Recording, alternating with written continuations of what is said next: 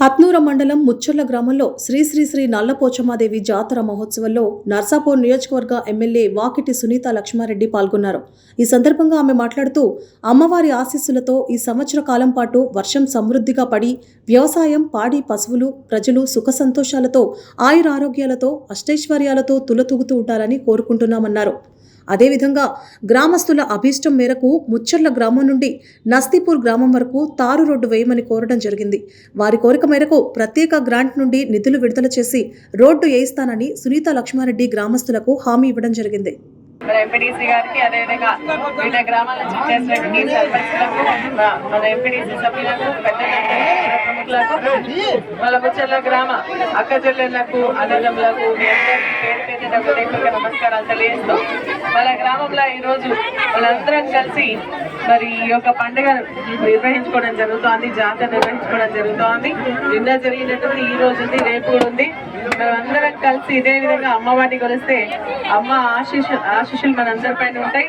మరి నేను కూడా మీరు గెలిపించినటువంటి ఎమ్మెల్యేగా అమ్మవారిని ప్రార్థిస్తా ఉన్నా. మనందరం కూడా ఆరోగ్యాలతోనే, అష్టైశ్వర్యాలతో సుఖంగా, సంతోషంగా, ప్రశాంతమైనటువంటి జీవితం గడిపే విధంగా ఆశీర్వదించాలని, ఈ సంవత్సర కాలం పాటు మన రైతులందరూ కూడా సుభిక్షంగా ఉండే విధంగా మంచి వర్షాలు పడాలని చెప్పేసి కూడా అమ్మవారిని ప్రార్థిస్తా ఉన్నా.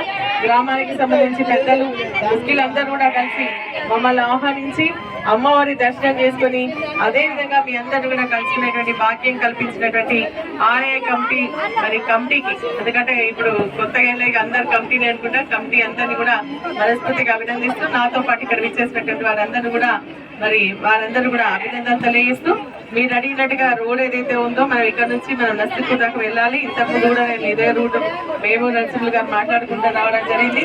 అలా మున్సిపల్ వైస్ చైర్మన్ గారు కూడా మరి ఇక్కడికి వెళ్ళి ఇక్కడి నుంచి నర్సింపూర్కి వెళ్తే బాగుంటుంది అని చెప్పేసి ఆలోచన ఉంది. అందరికీ కూడా అమ్మవారి ఆశీస్సులు ఉంటే తప్పకుండా అది కూడా చేయిద్దామని చెప్పేసి కూడా ఈ సందర్భంగా తెలియజేస్తూ, అమ్మ కూడా అటువంటి శక్తిని నాకు ఇవ్వాలని, మరి ప్రజా సమస్యలు తీర్చేటువంటి మరి ఒక మంచి ఆలోచన, అదేవిధంగా అందరు సహకరించే విధంగా అమ్మ ఆశీర్వదించాలని మనస్ఫూర్తిగా కోరుకుంటున్నా.